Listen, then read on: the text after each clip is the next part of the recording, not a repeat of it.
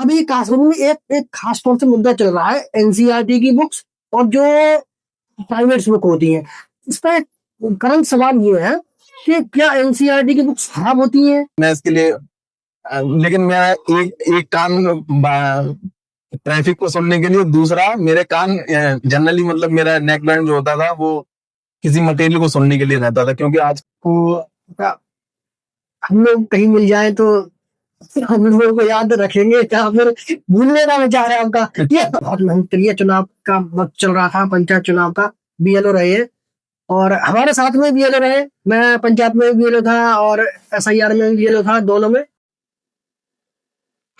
आज का जो वीडियो है वो कासगंज जिले की जो शान बढ़ाई है, हमारे बेसिक की शान बढ़ाई है, और ऐसे शख्सियत के बारे में आप लोगों को मैं बताने जा रहा हूँ, उनसे मिलाने जा रहा हूँ, जो कि हमारे बेसिक में सहायक अध्यापक हैं और उन्होंने हमारे पूरे जिले के साथ में पूरे उत्तर प्रदेश का मान गौरव बढ़ाया है।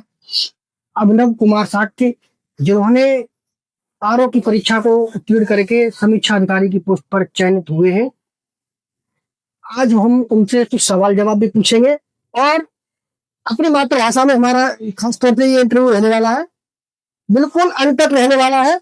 और इसमें देखो, हमारे जो साथी है, हमारे जो टीचर साथी है या जो हमारे प्रतियोगी परीक्षा की तैयारी कर रहे हैं, तो उन बच्चों के लिए भी एक प्रेरणा के तौर पे कुछ चीजें बताएंगे वो, कि कैसे तैयारी करनी है, कैसे क्या कर सकते हैं। और सबसे बड़ी बात तो मैं आप लोगों को बता दूं कि हमारे साथ में पंचायत चुनाव के बीएलओ रहे हैं सर, और पूरा मेहनत करने के बाद 3-3 बार लिखने की सूची बनाने के बाद पता नहीं कहाँ से मैंने टाइम निकाला, आज ये भी बताएंगे। तो सबसे मिलवाते हैं आप लोगों को, ये है अभिनव कुमार जी। बहुत बहुत धन्यवाद भैया। और पहला का सवाल ये रहेगा सर से कि इतनी मेहनत आपने कैसे कर, सबसे। और देखो, ये इंटरव्यू में कोई कट नहीं लगेगा, पूरा ऐसा कैसा ही पड़ेगा भाई, बिल्कुल। हमारे मास्टर साहब है और अभी हमारे सहावर ब्लॉक में कार्यरत है, कासन जिले के अंदर समीक्षा अधिकारी ये अब बन चुके हैं। तो सहायक अध्यापक से लेकर के अब यहाँ तक का सफर इन्होंने कैसे तय किया है, कुछ इनके बारे में मैं जानना चाहूंगा कि आपने बताओ इतना समय कैसे निकाल लिए।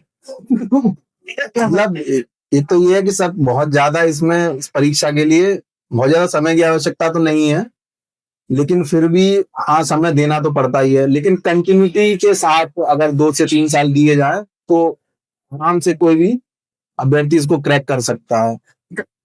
कितने, मतलब ये कौन सा अटेम्प्ट रहा आपका? ये मेरा तो मतलब अनफॉर्चुनेटली 4th अटेम्प्ट था, और पिछले 3 अटेम्प्ट में कंटिन्यूटी और पारिवारिक जिम्मेदारियां और परिस्थितियों के कारण मतलब किसी भी कारण से नहीं हो पाया।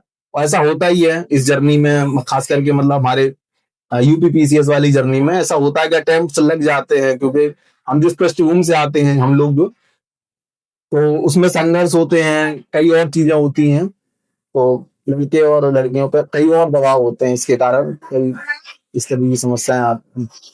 हाँ, समस्याएं तो जिंदगी में सभी के बनी हुई है, लेकिन सबसे बड़ी बात है कि अभी हाल फिलहाल में तो हमने बहुत मेहनत करी है, चुनाव का वक्त चल रहा था, पंचायत चुनाव का, बीएलओ रहे हैं और हमारे साथ में बीएलओ रहे। मैं पंचायत में बीएलओ था और एसआईआर में बीएलओ था, दोनों में। हम तो खैर ठीक है पंचायत में थे, लेकिन कंटिन्यू इन्होंने काम करने के बाद अपने समय निकाला और ये 4थे अटेम्प्ट में समीक्षा अधिकारी की पोस्ट पर चयनित हुए। और मैं आप लोगों को एक और बात बता दूं, जो लोग नहीं जानते, घनसुंदर मासा साहब हैं, गुरुजी रहे हैं हमारे सब लोगों के, और कुछ लोग उनके जानते भी होंगे, तो उनके ये पुत्र हैं। और फिलहाल वैसे तो ये मापुर के रहने वाले हैं, लेकिन कासगंज में भी इनका निवास स्थान है। तो सर आप थोड़ा ये और बताओ बच्चों को, ये हमारे जो साथी हैं, कि तैयारी अगर करें तो शुरू से लेकर के, जैसे कि हमें क्या पढ़ना चाहिए, या फिर इसमें कौन कौन से स्टेप्स रहते हैं, जैसे मान लीजिए चलो प्री मेंस क्या क्या रहता है, कुछ ऐसा बता। हाँ, यदि परीक्षा की तरफ बात करें तो इसमें जनरली मतलब यूपीपीसीएस में 3 स्टेप्स होते हैं, प्री मेंस और इंटरव्यू, जबकि इस परीक्षा मात्र 2 ही स्टेप होते हैं, प्रारंभिक परीक्षा और मुख्य परीक्षा। इस अब बाकी और तैयारी के विषय पे बात कर रहे हैं तो इसमें बहुत बेसिक ही चीजें होती हैं हालांकि, लेकिन वही है कि इसके लिए 1 से 2 साल अगर दिए जाएं पर्याप्त तो इसको आसानी से क्रैक किया जा सकता है। हाँ, मतलब कंटिन्यूटी बहुत जरूरी है। बहुत जरूरी है कंटिन्यूटी, और जो कि मतलब मेरी ब्रेक होती रही, लगातार ब्रेक होती रही है जो, और फिर भी मतलब अगर आप कंटिन्यू लगा के रखते हैं 3 से 4 घंटे, मतलब बहुत ज्यादा नहीं देना होता है किसी भी परीक्षा के लिए। 3 से 4 घंटे अगर आप डेली दे रहे हैं, क्योंकि हाँ हम लोग जॉब भी कर रहे थे तो उसके बाद घर जाना है, घर की भी जिम्मेदारियां होती हैं, उसके बाद अगर आप 3 से 4 5 घंटे अगर आप निकाल रहे हैं कैसे भी, तो वो मोर देन एनफ है। मेरे साथ तो ऐसा तक होता था कि मतलब समय के अभाव में मैंने मतलब अजीब से ही काम किए हुए हैं।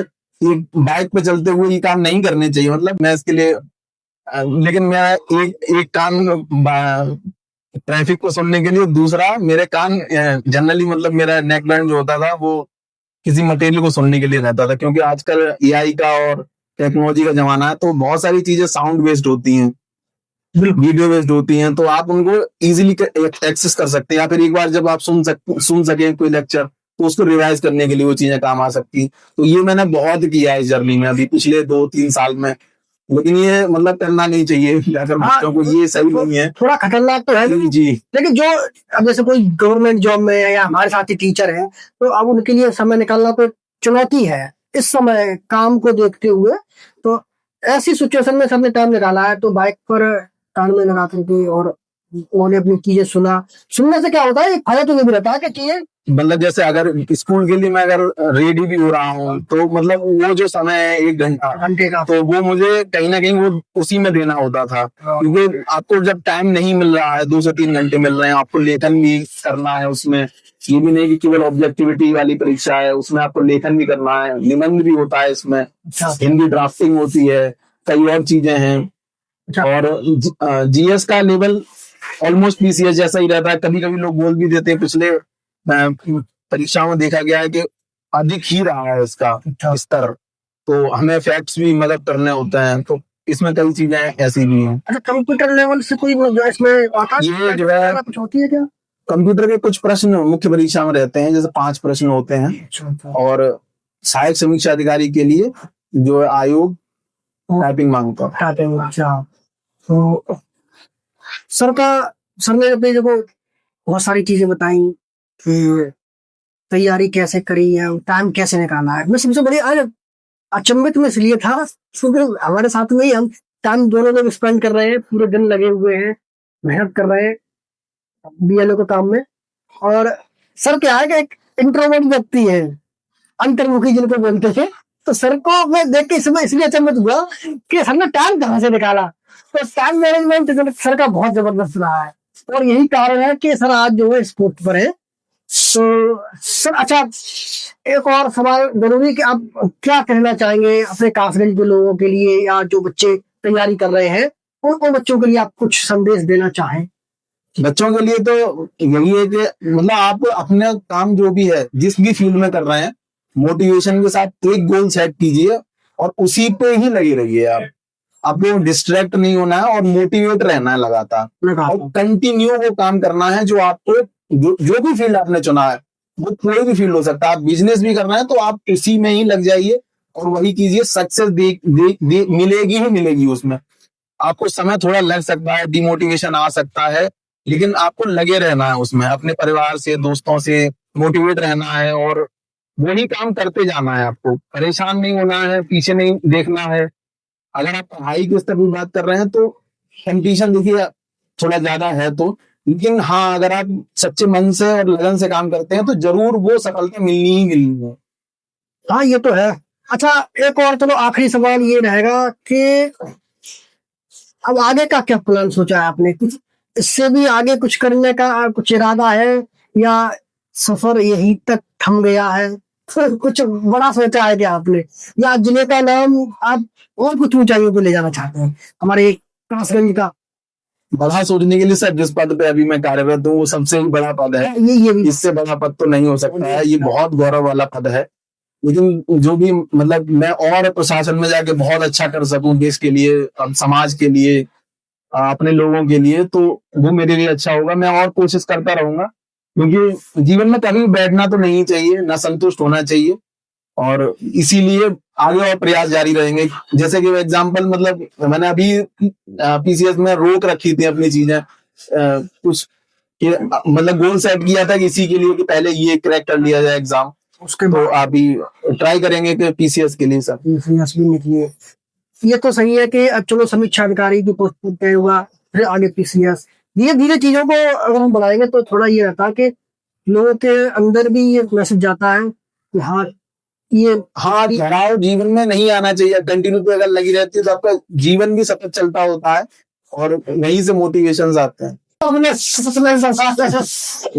सर, मतलब व्यक्तित्व लेके मेरे तो मतलब ये लोग वहाँ पे है लोगों में कि मतलब मैं हूँ अंतर्मुखी जी, लेकिन ऐसा है नहीं। जो लोग मुझे जानते हैं, आप भी अगर मिले होंगे मुझे कभी, अभी रिसेंटली भी मिले हैं, तो मतलब जिन लोगों से मिलता हूँ तो मैं खुलता हूँ, ऐसा भी नहीं है। लेकिन हाँ, जब हम लोग कुछ कर रहे होते हैं या फिर कई जिम्मेदारियां होती हैं तो इंसान को अपने आप को थोड़ा सीमित करना ही पड़ता है। यही मैं अभ्यर्थियों से भी कहूंगा, उसी समाज में हमें रहना भी है और उसी समाज के लिए करने के लिए हमें थोड़ा सा सीमित होना पड़ेगा, क्योंकि हमारा गोल ऐसा हो रहा होता है कि हमें कुछ करने के लिए थोड़ा सा समय और चाहिए होता है एक्स्ट्रा। तो हम जो रेगुलर चीजें अगर करते हुए वहीं से समय निकालना है सर। 24 घंटे सबके पास है, अगर आप नहीं करेंगे तो सर वो मेहनत कोई और कर लेगा। बिल्कुल वो तो इसलिए वो अगर आपको ही करनी है तो वो आपको करना पड़ेगा, समय लेना ही पड़ेगा। वही 24 घंटे सबके पास है। देखो अब ये है कि मिल जाएंगे तो जब जानकारी रहती है या पर्चा होता है अपने जिले के हैं या अपने गांव के हैं तो सम्मान सबका होता है। लेकिन अब ऐसा भी नहीं हो सकता है कि कोई बड़ी पोस्ट पे जाने के बाद आपको डेली फोन कर ले, इतना टाइम नहीं मिल पाता है। तो समाज के बच्चों के लिए आप कुछ कहना चाहें कि आप कुछ ऐसे करें, इस तरीके से तैयारी करें, पहले क्या वो गोल सेट करें। मेरा तो सुझाव ये है कि बच्चे कुछ पहले कोई एक स्टेप को मतलब कोई सीढ़ी पकड़े, बिल्कुल उसको पहुंचे वहां तक, उसके बाद फिर आगे बढ़े। आपका विचार क्या है कि कैसे उसको मतलब सीढ़ी से मतलब ये है कि अगर पहले तो आप अपना जो स्टडी कर रहे हैं, जो भी पढ़ रहे हैं उसको उसी को मतलब पहले तो उसी उतने ही सिलेबस को या उसी पाठ्यक्रम को बहुत अच्छे से पढ़ना है। फिर आप ग्रेजुएशन में अगर ग्रेजुएशन कर रहे हैं तो जिस भी सब्जेक्ट में कर रहे हैं आप उसी में मास्टर्स हासिल करिए, उसी में बहुत अच्छा करने की कोशिश करते हैं। क्योंकि तैयारी में और एकेडमिक्स को लेके चलना होता है। एकेडमिक्स कभी भी नुकसान नहीं दे रहा होता है, क्योंकि जनरली देखते हैं कि तैयारी के सिलेबस अलग होते हैं या फिर वो 12th लेवल तक की चीजें हो रही होती हैं जो वनडे एग्जाम्स होते हैं उनमें। लेकिन ऐसा नहीं, एकेडमिक्स कभी भी आपको दगा नहीं देता है। एकेडमिक्स हमेशा साथ लेके चलना चाहिए, जो ग्रेजुएशन का हो या पोस्ट ग्रेजुएशन का हो। और वो एकेडमिक्स एक दूसरे फील्ड में एक आपका प्लान भी बन जाता है कभी कभी। अभी काश्मीर में एक खास तौर से मुद्दा चल रहा है एनसीईआरटी की बुक्स और जो प्राइवेट बुक होती हैं। इसका करंट सवाल ये है कि क्या एनसीईआरटी की बुक्स खराब होती हैं, जो कि बच्चों को जो अभिभावक प्राइवेट बुक्स दे रहे हैं, या हम एनसीईआरटी की बुक्स अच्छी होती हैं या खराब होती हैं। बस अब स्कूल्स में अगर हम एनसीईआरटी पढ़े या पढ़ाए बच्चों को तो उससे ज्यादा बेनिफिट मिलेगा या प्राइवेट बुक से पढ़ाएंगे बच्चों को तो ज्यादा फायदा मिलेगा। ये अभिभावकों के लिए सवाल है, क्योंकि कुछ अभिभावकों में या कुछ लोगों में, मैं किसी का नाम नहीं लेना चाहूंगा, ये एक जनरली सवाल है और पूरे प्रदेश में ये चल रहा है कि एनसीईआरटी की बुक्स को लोग कम एक्सेप्ट कर रहे हैं, कम मतलब उनको बढ़ावा दे रहे हैं। तो सवाल ये है मुख्य कि क्या एनसीईआरटी की बुक्स पढ़ेंगे तो हम कुछ आगे कर सकते हैं या सिर्फ प्राइवेट बुक्स ही बेहतर होती हैं। या आपका क्या मानना है?